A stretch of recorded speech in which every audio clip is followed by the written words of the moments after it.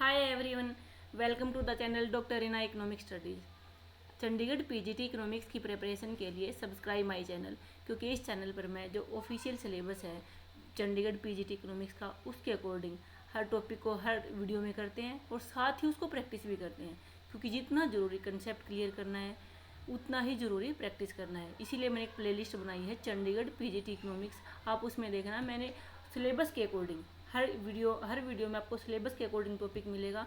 उस टॉपिक के बाद आपको PYQ बेस्ड MCQ की क्लास भी मिलेगी। और इसकी प्रीवियस क्लास में हमने इंट्रोडक्शन ऑफ इकोनॉमिक्स किया। हमने इसकी स्टार्टिंग माइक्रो इकोनॉमिक्स से की है, जिसमें हमने किया था इंट्रोडक्शन में था हमारा central problem, PPC, OC and अब जो सेकंड है इसका वो है consumer behaviour and demand. Consumer behaviour and demand में इसकी प्रीवियस क्लास में हमने डिमांड के जो कंसेप्ट है उसमें जैसे उसका डिटर्मिनेंट है, एक्सेप्शन है, लॉ ऑफ डिमांड है, ये सब कुछ को डिटेल में किया था, उस क्लास में प्रैक्टिस भी किया था। और अब इसमें कंज्यूमर बिहेवियर एंड डिमांड में अब लास्ट टॉपिक है प्राइस इलास्टिसिटी ऑफ डिमांड। हमने इलास्टिसिटी ऑफ डिमांड बतानी है, लेकिन वो प्राइस इलास्टिसिटी ऑफ डिमांड। जैसे लॉ ऑफ डिमांड क्या बताता है? Direction of change. Means law of demand में था कि ceteris paribus means other things remaining constant, अन्य बातें समान रहने पर प्राइस में चेंज होने पर डिमांड में जो किस डायरेक्शन में चेंज होता है वो बताता है लॉ ऑफ डिमांड। ये हमें हाउ मच चेंज, कितना चेंज होगा ये नहीं बताता। ये हमें क्वांटिटेटिव टर्म प्रोवाइड नहीं करता, ये हमें क्वालिटेटिव टर्म प्रोवाइड करता है। मीन्स ये सिर्फ डायरेक्शन बताता है कि किस डायरेक्शन में चेंज, जो प्राइस में चेंज होता है तो उसका डिमांड में किस डायरेक्शन में चेंज होता है वो हमें लॉ ऑफ डिमांड से पता चलता है। लेकिन जो इलास्टिसिटी है, इलास्टिसिटी मीन्स रिस्पॉन्सिवनेस, ये हमें क्वांटिटेटिव टर्म प्रोवाइड करती है। इसलिए degree of responsiveness find out करने के लिए हम इलास्टिसिटी ऑफ डिमांड का यूज करेंगे। इलास्टिसिटी ऑफ डिमांड, जो डिमांड की इलास्टिसिटी है, इलास्टिसिटी ऑफ डिमांड वो हम कैसे प्राप्त जैसे डिमांड का किसका इफेक्ट होगा? जब हम डिमांड पर इनकम का इफेक्ट देखते हैं तो हम उसको कहेंगे income elasticity of demand. Elasticity of demand. जब हम डिमांड पर देखेंगे प्राइस का इफेक्ट, उसको हम कहेंगे प्राइस इलास्टिसिटी ऑफ डिमांड। और जब हम डिमांड पर देखेंगे कि रिलेटिव गुड्स का क्या इफेक्ट है, कम्प्लीमेंट्री गुड, सब्स्टिट्यूट गुड, उनका क्या इफेक्ट है, तो उसको हम कहेंगे क्रॉस इलास्टिसिटी ऑफ डिमांड। और हमारे जो सिलेबस में गिवन है कि हमें बताना है प्राइस इलास्टिसिटी ऑफ डिमांड, उसके 3 मेथड, तो हम यहाँ पे करेंगे प्राइस इलास्टिसिटी ऑफ डिमांड। देखिए मेजरमेंट सिलेबस में गिवन है कि measurement of price elasticity of demand, percentage, total expenditure and geometric method, ये तीनों मेथड हमें बताने हैं। और आज की वीडियो में हम इन तीनों को डिटेल में करेंगे। इनका थ्योरेटिकल और जो फॉर्मूलाज हैं उनको आज करेंगे और नेक्स्ट क्लास में इनको हम प्रैक्टिस करेंगे। अब जो इलास्टिसिटी कंसेप्ट है वो गिवन बाय मार्शल ने दिया था। तो इलास्टिसिटी और responsiveness of demand in a market is great और small according as the amount demanded increase much or little for a given fall in price and diminish much or little for a given rise in price। Means price में बढ़ने या फिर कम होने से, decrease या increase होने से demand पर कितना इफेक्ट होता है, हाउ मच होता है, या डिग्री ऑफ रिस्पॉन्सिवनेस को बताएगा प्राइस इलास्टिसिटी ऑफ डिमांड। तो चलिए इसको डिटेल में पढ़ते हैं। अब प्राइस इलास्टिसिटी ऑफ डिमांड क्या है? वही है कि रिस्पॉन्सिवनेस को बताएगा ये quantity demand to a change in price. Price का में चेंज होता है तो हमारे क्वांटिटी डिमांड में कितना इफेक्ट होता है, कितना चेंज आएगा, वो हमें प्राइस इलास्टिसिटी ऑफ डिमांड से पता चलेगा। जो इलास्टिक है और जो इनइलास्टिक डिमांड है वो रिलेटिव सेंस में हम यूज करेंगे। इसलिए प्राइस इलास्टिसिटी ऑफ डिमांड का फॉर्मूला है percentage change in quantity demand divide by percentage change in price. इस फॉर्मूला को हम परसेंटेज मेथड में डिटेल में करेंगे। अब जो फैक्टर समझिए कि कौन कौन से फैक्टर हैं जो प्राइस इलास्टिसिटी ऑफ डिमांड को इफेक्ट करेंगे, डिटरमाइन करेंगे। तो price elasticity of demand depends mainly on, मतलब प्राइस इलास्टिसिटी ऑफ डिमांड किसके ऊपर डिपेंड करती है? नेचर ऑफ गुड के ऊपर, मतलब किस टाइप का गुड है। जैसे अगर आप नेसेसरी गुड हैं, फॉर एग्जांपल जो सॉल्ट है, मेडिसिन है, ये नेसेसरी गुड है, इनके ऊपर जो प्राइस का इफेक्ट ज़्यादा नहीं होता। अगर प्राइस कम हो जाए या फिर ज़्यादा हो जाए, उसका इसकी डिमांड पर इफेक्ट नहीं होता, थोड़ा ही होगा या फिर होगा ही नहीं, इसीलिए इनकी डिमांड इनइलास्टिक होगी। और जो कंफर्ट है, कंफर्ट गुड है, जैसे ये नेसेसरी गुड है, एसेंशियल गुड है, एसेंशियल फॉर सर्वाइवल और डेली लिविंग के लिए ज़रूरी है, जैसे ये फूड है, क्लोथिंग है, शेल्टर है, ये नेसेसरी गुड है, तो इनकी डिमांड होगी इनइलास्टिक। इनकी डिमांड को हम कहेंगे इनइलास्टिक। वहीं जो कंफर्ट गुड है, जैसे आप furniture, fan, refrigerator, washing machine, इनकी डिमांड लेस इलास्टिक होगी। इनका डिमांड पे प्राइस का इफेक्ट होगा, लेकिन इनकी डिमांड लेस इफेक्टिव होगी, लेस इलास्टिक। इनकी डिमांड होगी लेस इलास्टिक। और जो लग्जरी गुड हैं उनकी डिमांड मोर इलास्टिक होती है। प्राइस के कम या ज़्यादा होने का इनकी डिमांड पर बहुत ज़्यादा इफेक्ट होता है। प्राइस के कम या ज़्यादा होने से जब डिमांड पर ज़्यादा इफेक्ट होए उसको हम कहेंगे मोर इलास्टिक।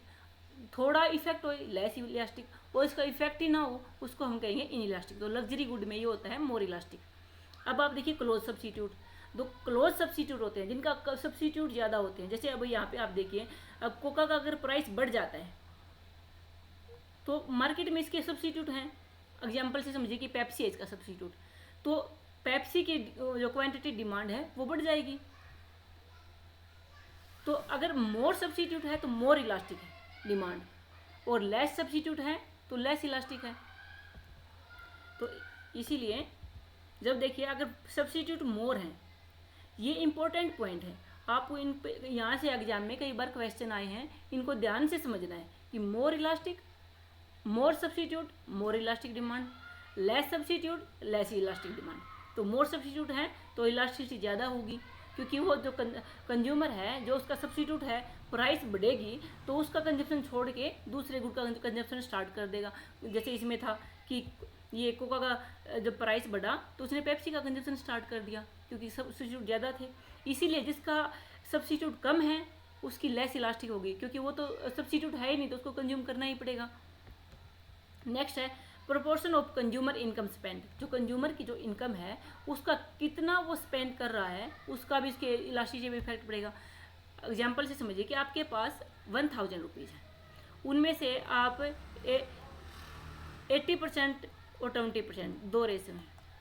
जैसे आपका जो 20% है वो आप नेसेसरी गुड्स पे इफेक्ट कर रहे हो, स्पेंड कर रहे हो, अगर वो तो उसकी जो 20% है उसके ऊपर तो इफेक्ट पड़ेगा नहीं प्राइस कम या ज़्यादा होने का, उसके ऊपर कम पड़ेगा या पड़ेगा ही नहीं, ऐसा होगा। लेकिन जिसके ऊपर आप अपनी प्रोपोर्शन ऑफ इनकम ज़्यादा स्पेंड कर रहे हो, जिन चीज़ों के ऊपर ज़्यादा आपकी इनकम स्पेंड कर रहे हो, उनके प्राइस के कम या ज़्यादा होने का आपके जो डिमांड, इलास्टिसिटी ऑफ डिमांड है वो ज़्यादा होगी। मीन्स ज़्यादा प्रोपोर्शन ऑफ, मोर प्रोपोर्शन है इनकम का, मोर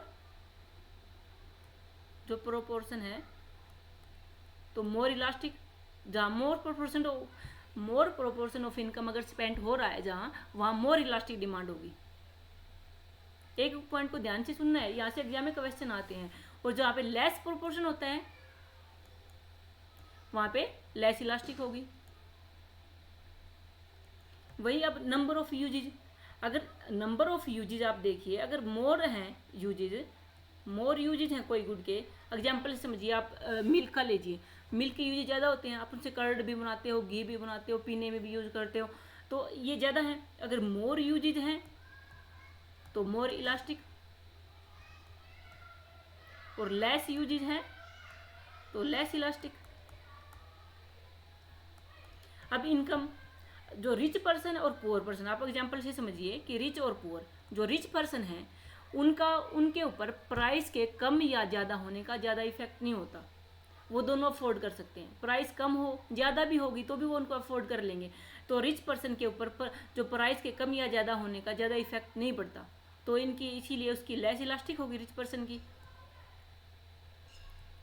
और जो पुअर पर्सन है, प्राइस के कम या ज़्यादा होने का पुअर पर्सन के ऊपर ज़्यादा इफेक्ट होगा, क्योंकि अगर प्राइस ज़्यादा हो गए तो वो उसे अफोर्ड नहीं कर पाएगा, तो इसकी डिमांड पुअर पर्सन की मोर इलास्टिक होगी। वहीं जब टाइम पीरियड है, जब टाइम पीरियड आपको लॉन्ग गिवन है, long time period, long time period में जिस भी गुड की अगर प्राइस बढ़ी है तो उसके सब्स्टिट्यूट भी होंगे, आप कोई ना कोई दूसरा रास्ता निकल ही आएगा, क्योंकि टाइम पीरियड लॉन्ग है, ज़्यादा समय है। तो लॉन्ग टाइम पीरियड में जो डिमांड है लॉन्ग रन में मोर इलास्टिक होगी, और जो शॉर्ट टाइम है, शॉर्ट टाइम में लेस इलास्टिक होगी। वहीं आप टाइम हैबिट देखिए, अगर हैबिट देखिए अगर आप कोई भी पर्सन अगर ड्रिंक करता है, एग्जाम्पल से समझिए कि ड्रिंक करता है, अगर वो ड्रिंक करता है तो उसके पास इनकम, अगर प्राइस बढ़ भी गया, उसके पास इतनी इनकम भी नहीं है और उसका प्राइस बढ़ जाता है तो भी वो उसे कंज्यूम जरूर करेगा। तो मीन्स प्राइस के कम या ज़्यादा होने का, जिस चीज़ के हमें हैबिट है उस चीज़ के ऊपर प्राइस के कम या ज़्यादा होने का इफेक्ट बहुत कम होता है। तो इसीलिए जिस चीज़ की हैबिट है, जो हैबिचुअल थिंग्स हैं, उनके कंजप्शन के ऊपर प्राइस के कम या ज़्यादा होने का ज़्यादा इफेक्ट नहीं होता है। तो ये फैक्टर्स है जो डिटरमाइन करते हैं प्राइस इलास्टिसिटी ऑफ डिमांड। अब हम देखेंगे फर्स्ट मेथड है हमारा परसेंटेज मेथड, कि प्राइस इलास्टिसिटी ऑफ डिमांड को हम परसेंटेज मेथड से समझेंगे। तो परसेंटेज मेथड मेजर करता है elasticity of demand by taking ratio of percentage change in quantity demand, ratio of percentage change in quantity demand to percentage change in price of the commodity. ये important formula है, इसको ध्यान से समझना है, इसको हम आगे डिटेल में समझेंगे। अब ये जो माइनस साइन है, जो इलास्टिसिटी में जो माइनस साइन होता है, वो सिर्फ ये शो करने के लिए होता है कि जो प्राइस और जो क्वांटिटी डिमांड है उसमें नेगेटिव रिलेशन होता है। अदरवाइज इसका सिर्फ ये इलास्टिसिटी सिर्फ ये शो करने के लिए होता है, इसका जो क्वांटिटेटिव वैल्यू आएगी उससे इसका माइनस साइन का कोई भी रिलेशन नहीं होता। ये सिर्फ ये शो करने के लिए है कि प्राइस और जो क्वांटिटी डिमांड है वो नेगेटिव रिलेटेड है, उनमें नेगेटिव रिलेशन है दोनों में। तो अब आप देखिए, अगर जो इलास्टिसिटी होती है वैल्यू, क्योंकि आप देखना जो इलास्टिसिटी की वैल्यू है वो 0 टू इन्फिनिटी के बीच में होती है, मीन्स इसकी जो मिनिमम वैल्यू होगी, मिनिमम वैल्यू 0 होगी और मैक्सिमम वैल्यू इन्फिनिटी। तो इसीलिए इसके माइनस साइन सिर्फ प्राइस और क्वांटिटी डिमांड में नेगेटिव रिलेशन शो करने के लिए ही है। अब आप ये क्या था हमारा फॉर्मूला, इसको समझिए आप कि percentage change in quantity demand हम कैसे फाइंड आउट करेंगे।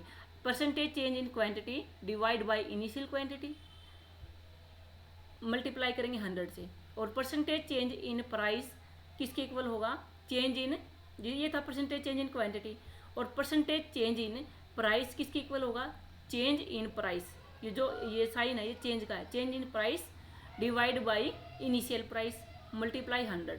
और जब हम कंबाइन करेंगे इस फॉर्मूला को, इन दोनों को कंबाइन करेंगे तो कैसे होगा, जो परसेंटेज चेंज था तो change in Q divide by Q multiply 100 और change in P divide by P multiply 100। तो ये ऐसे हो जाएगा। अगर ऐसे हो जाएगा तो इसको हम कैसे लिख सकते हैं आगे, change in Q divide by change in P multiply P divide by Q, क्योंकि यहाँ जो पी जो क्यू है डिनोमिनेटर में, और ये तो डिनोमिनेटर में है ही, और ये पी है, जब हम इसको यहाँ पे लेके आएंगे ये ऐसे गिवन है, देखो जैसे यहाँ पे ये क्यू है, change in Q divide by Q, ये तो आ जाएगा हमारा डिनोमिनेटर में, और ये पी है ये न्यूमरेटर में चला जाएगा, और 100 से 100 कैंसिल आउट हो जाएगा, तो ये फॉर्मूला हमारा बन जाएगा। अब आप इसको एग्जाम्पल से समझिए कि हमारा जो इनिशियल प्राइस है वो है 10 रुपीज़, चेंज इन प्राइस हुआ P1 इज इक्वल टू 5, हमारा चेंज इन प्राइस कितना हुआ 5, प्राइस हमारा कम हो गया। अगर प्राइस कम हुआ, हमारी क्वांटिटी डिमांड थी 100 और प्राइस कम होने के बाद हमारी क्वांटिटी डिमांड हो गई 200, तो ये प्राइस में चेंज कितना हुआ, चेंज इन पी हम कैसे निकालेंगे, P1 माइनस पी, तो ये क्या है 5 माइनस 10 तो -5, और यहाँ पे जो चेंज इन क्यू कितना होगा Q1 माइनस क्यू, ये होगा 200 माइनस 100 तो 100 हो जाएगा। अब वैल्यूज पुट कर देंगे, ये तो चेंज इन पी है और ये चेंज इन क्यू है, चेंज इन क्यू कितना है हमारा 100 डिवाइड बाई 5 मल्टीप्लाई पी कितना है हमारा इनिशियल, ये पी है इनिशियल पी है, और ये क्यू भी इनिशियल P है। इनिशियल मीन्स जो स्टार्टिंग का है, जो इनिशियल है हमारा P 10 और Q है 100। तो हमारी इलास्टिसिटी कितनी हुई -2। तो ये 5 हमारा यहाँ पे माइनस का है, लेकिन ये जो माइनस साइन है ये सिर्फ प्राइस और क्वांटिटी में नेगेटिव रिलेशन शो करने के लिए ही है, क्योंकि हमारी जो इलास्टिसिटी है वो 0 to इन्फिनिटी के बीच में होती है, वो नेगेटिव नहीं होगी, इसीलिए जो हमारी वैल्यू होगी वो 2 होगी। यहाँ पे इलास्टिसिटी की वैल्यू कितनी हुई 2। तो अब कैलकुलेट करेंगे परसेंटेज चेंज, रिलेशनशिप, क्लासिफिकेशन और ये सब समझेंगे ग्राफ के द्वारा कि इलास्टिसिटी ऑफ डिमांड अगर इन्फिनिटी है, कब होगी हमारी इन्फिनिटी? जब हमारा ये कहो ऐसे होगा, मीन्स अगर ये जो प्राइस गिवन प्राइस है, इस प्राइस पे हमारी डिमांड जो इसको हम कहेंगे परफेक्टली इलास्टिक। परफेक्टली इलास्टिक कहेंगे means infinite change in demand eight existing price. जो एग्जिस्टिंग प्राइस है उसके ऊपर डिमांड में इन्फिनिट चेंज हो सकता है। प्राइस तो हमारा इतना ही रहेगा, प्राइस में कोई चेंज नहीं हो रहा है, और लेकिन हमारी डिमांड में इन्फिनिट चेंज हो सकता है, वो एक क्वांटिटी डिमांड है। और जो हमारा अगर प्राइस थोड़ा सा भी बढ़ गया ना तो हमारी डिमांड 0 भी हो सकती है, तो मीन्स इन्फिनिट चेंज होगा डिमांड में। तो ये होगा परफेक्टली इलास्टिक, जो रियल लाइफ में नहीं होता है। अब होगा कि ग्रेटर देन वन को कहेंगे मोर इलास्टिक, और इसका जो कर्व होता है वो फ्लैटर होता है। देखिए इसका जो कर्व है वो फ्लैटर बनेगा, मीन्स फ्लैटर बनेगा मीन्स जो परसेंटेज चेंज इन क्वांटिटी है वो ग्रेटर देन होगा प्राइस। जो इनिशियल हमारा जो प्राइस है, ये हमारा इनिशियल प्राइस है और ये क्वांटिटी डिमांड है। अगर हमारा प्राइस में इतना चेंज होता है तो हमारा क्वांटिटी डिमांड में ज़्यादा चेंज होगा, ये P1 है। पर देखिए जो प्राइस में जो इतना चेंज हुआ तो क्वांटिटी डिमांड में से डबल चेंज हो गया, मीन्स जो percentage change in quantity greater than होगा परसेंटेज चेंज इन प्राइस, तो उसको कहेंगे elasticity of demand more elastic, और ये कब हमारा होगा फ्लैटर। नेक्स्ट है इज इक्वल टू वन और यूनिटरी इलास्टिक कब होगा? जब प्राइस और क्वांटिटी डिमांड में सेम चेंज होगा। देखिए आप, ये हमारा इनिशियल प्राइस है, ये क्वांटिटी है। जब प्राइस में इतना चेंज होता है, इतना चेंज होने के बाद हमारे डिमांड में भी सेम ही चेंज होगा, तो means percentage change in quantity is equal to percentage change in price. Price और क्वांटिटी में चेंज हमारा सेम होगा, तो उसको हम कहेंगे इज इक्वल टू 1 और यूनिटरी इलास्टिक। अब है लेस देन वन को कहेंगे हम लेस इलास्टिक। इन इलास्टिक नहीं है, लेस इलास्टिक। इन इलास्टिक तो हमारा हमने अब आगे पढ़ेंगे हम। ये होगा लेस इलास्टिक। लेस इलास्टिक मतलब quantity react less than price, तो इसका कब होगा? स्टीपर। देखिए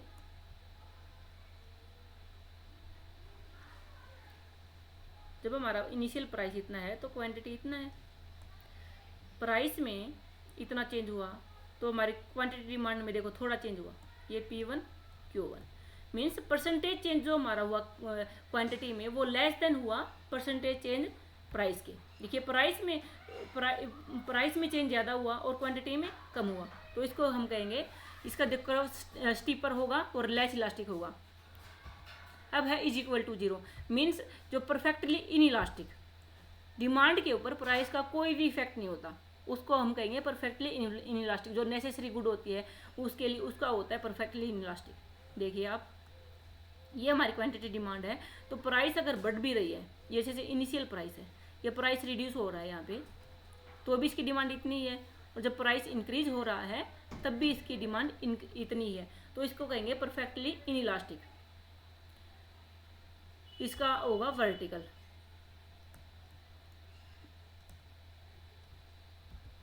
अब आप देखिए इलास्टिसिटी और स्लोप ऑफ डिमांड में रिलेशन को देखिए आप। स्लोप ऑफ डिमांड किसके इक्वल होता है? हमने पढ़ा था कि change in P divide by change in Q।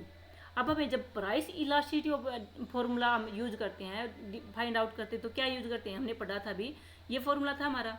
और ये जो change in Q divide by change in P किसके इक्वल होता है? अगर इसको हम रेसिप्रोकल कर दें तो हो जाएगा ना ऐसे, change in P divide by change in Q, ये हो जाएगा। तो इसीलिए 1 डिवाइड बाई स्लोप, अगर हम 1 divide by slope change in P divide by change in Q करेंगे तो ये किसके इक्वल होगा? Change in Q divide by change in P, और multiply price and quantity multiply by price and quantity ratio. तो ये स्लोप और elasticity में रिलेशन को शो कर रहे हैं। अब आपने जो ये पढ़े थे, आप इनको याद रखने का तरीका देखिए। जैसे हमारा ये है, ये क्या है? इन इलास्टिक को शो करता है। फर्स्ट वाला इन इलास्टिक है। जब ये थोड़ा सा ये स्टीप होगा तो ये लेस इलास्टिक होगा, जब ये फ्लैट होगा तो ये मोर इलास्टिक होगा, और जब ये ऐसे हॉरिजॉन्टल हो जाएगा तो ये हमारा हो जाएगा इन इलास्टिक, ये इलास्टिक परफेक्टली इलास्टिक। हॉरिजॉन्टल हो जाएगा तब ये हो जाएगा परफेक्टली इलास्टिक। ये परफेक्टली इलास्टिक है, ये मोर इलास्टिक, ये स्टीप है, ये less elastic,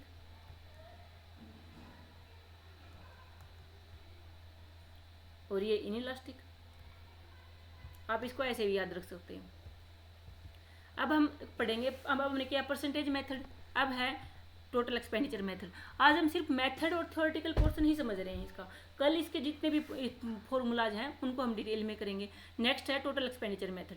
total expenditure method में इलास्टिसिटी को क्लासीफाई किया 3 कैटेगरी में। जो इलास्टिसिटी है उसको क्लासीफाई किया 3 कैटेगरी में, based on relationship between price change and total expenditure.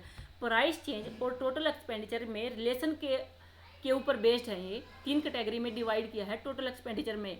और ये जो इम्पोर्टेंट है, यहाँ से एग्जाम में प्रीवियस ईयर में क्वेश्चन देखने को मिले हैं, इनको ध्यान से समझना है। देखिए, जब मोर इलास्टिक और इलास्टिक डिमांड होती है उसमें आपको नेगेटिव रिलेशन देखने को मिलेगा। मैं फिर से बता रही हूँ आपको, ये इम्पोर्टेंट है, मोस्ट इम्पोर्टेंट है। यहाँ से पीजीटी में क्वेश्चन आए हैं कि जब नेगेटिव आपको रिलेशन देखने को मिले, मीन्स प्राइस अगर बढ़े हमारा टोटल एक्सपेंडिचर डिक्रीज हो जाएगा, और प्राइस अगर इंक्रीज हो रहा है, प्राइस अगर डिक्रीज हो रहा है तो हमारा एक्सपेंडिचर बढ़ेगा, प्राइस अगर इंक्रीज हो रहा है तो हमारा एक्सपेंडिचर डिक्रीज होगा। तब अगर इन्वर्स रिलेशनशिप है ये, तो ये ग्रेटर देन 1 होगा। Price increase total expenditure decrease, price decrease total expenditure increase. तो ये इन्वर्स रिलेशन है, नेगेटिव रिलेशन है, तो इसमें हमारी इलास्टिसिटी ऑफ डिमांड होगी ग्रेटर देन 1, या फिर इसको हम कहेंगे मोर इलास्टिक। और जब प्राइस या तो कम हो, प्राइस कम और इंक्रीज हो या डिक्रीज हो, हमारा टोटल एक्सपेंडिचर कांस्टेंट रहेगा, तो उसको कहेंगे हम यूनिटरी इलास्टिक। वो हमारा होगा unitary elastic is equal to 1 होगा। और इन इलास्टिक कब होगा? जब प्राइस इंक्रीज हो तो टोटल एक्सपेंडिचर भी इंक्रीज होगा, प्राइस डिक्रीज होगा तो टोटल एक्सपेंडिचर भी डिक्रीज होगा। तो इनमें होगा सेम डायरेक्शन में है, पॉजिटिव रिलेशन है, सेम डायरेक्शन है इनकी, तो इसको हम कहेंगे इन इलास्टिक और लेस देन 1।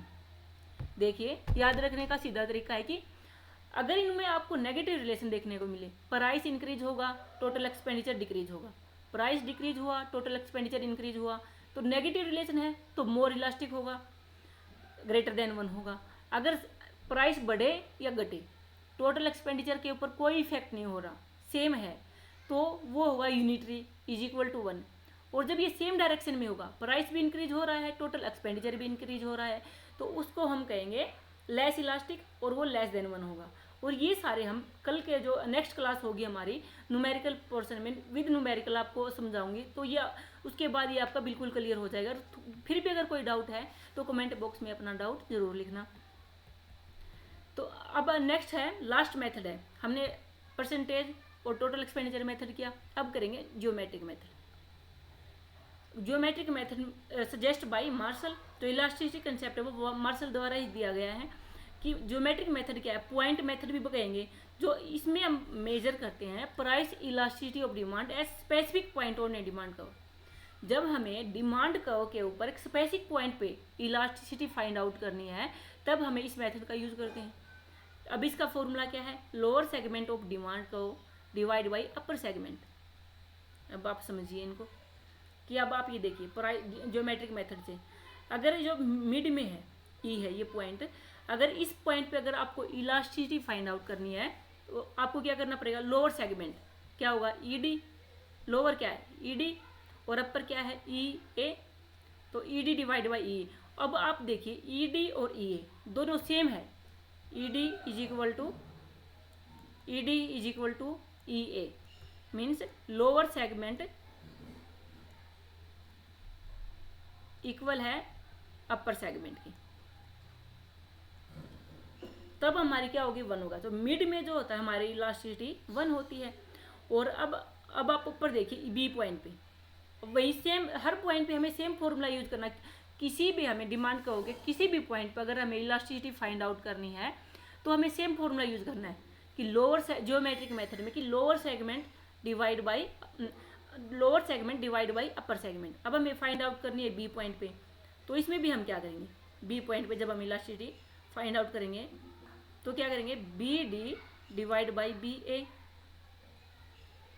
अब लोअर सेगमेंट इसमें क्या हुआ, जो लोअर सेगमेंट है वो ग्रेटर देन है अपर सेगमेंट के, तो हमारी इलास्टिसिटी ग्रेटर देन 1 है। और अब यहाँ पे देखिए, यहाँ पे क्या है ए डी, इसमें तो सिर्फ ये जो y है उसी का कंज्यूम कर रहा है जहाँ पे इन्फिनिटी है, तो सिर्फ डी ए है, तो डी ए डिवाइड बाई, अब ए पॉइंट पर अगर हमें इलास्टिसिटी फाइंड आउट करनी है तो डी ए डिवाइड बाई 0, क्योंकि वो एक ही का कंजप्शन कर रहा है, तो इसमें क्या होगा, इन्फिनिटी होगा। और वहीं अगर आपको सी पॉइंट पे इलास्टिसिटी फाइंड आउट करनी है तो वहीं lower segment C D divide by C A, और इसमें जो लोअर सेगमेंट है वो लेस देन है अपर सेगमेंट के, तो हमारी इलास्टिसिटी क्या होगी, लेस देन 1। देखिए ये लेस देन 1 होगी।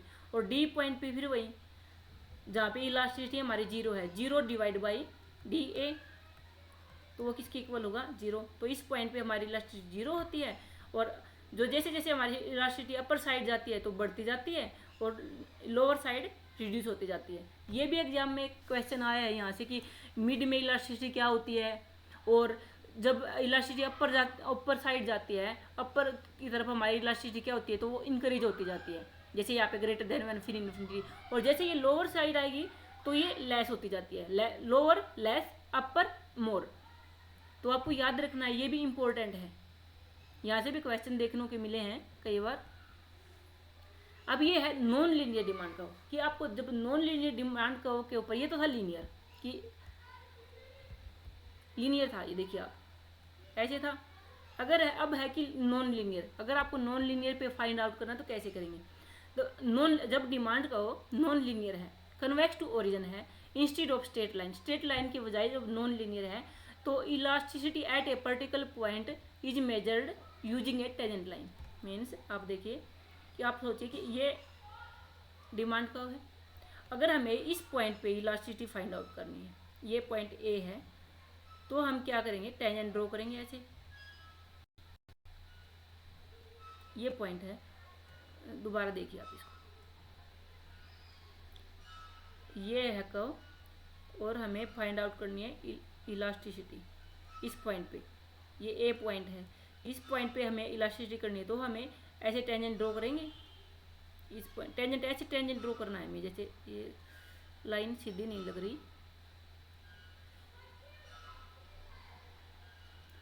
जो भी पॉइंट हमें, जिस पॉइंट पे भी हमें इलास्टिसिटी फाइंड आउट करनी है उस पर हम टेंजेंट ड्रॉ कर देंगे ऐसे, जैसे ये हो गया ए पॉइंट, इसके ऊपर अब हमें इलास्टिसिटी फाइंड आउट करनी है, तो हम क्या करेंगे, ये पॉइंट है, ये था कर्व, पहले ये डिमांड कर्व था, इसके ऊपर हमने इस ए पॉइंट के ऊपर इलास्टिसिटी फाइंड आउट करनी थी, तो हमने क्या किया, ई एफ ड्रॉ कर दिया, ये लाइन ई एफ ड्रॉ कर दी। अब इसकी वही फॉर्मूला यूज करना है, lower segment A F divide by A E, lower segment divide by upper segment, तो जब नॉन लीनियर होता है तब हमें टेंजेंट ड्रॉ करना होता है, और टेंजेंट ड्रॉ करने के बाद हम इसी फॉर्मूले का यूज़ करेंगे। जैसे आइडेंटिफाई द पॉइंट से, जैसे इसने कहा कि के आप इसको करिए नॉन लीनियर, ये नॉन लीनियर डिमांड कब है, where elasticity need to be, मतलब इस के पॉइंट पे हमें इलास्टिसिटी फाइंड आउट करनी है, तो हमें एक टेंजेंट लाइन ड्रॉ करेंगे और draw straight line tangent to demand curve at point के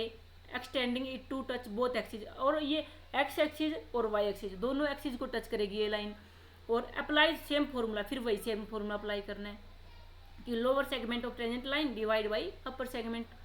तो ये होगा, ये जियोमेट्रिक मेथड था लीनियर का और नॉन लीनियर का, दोनों को हमने डिटेल में समझा।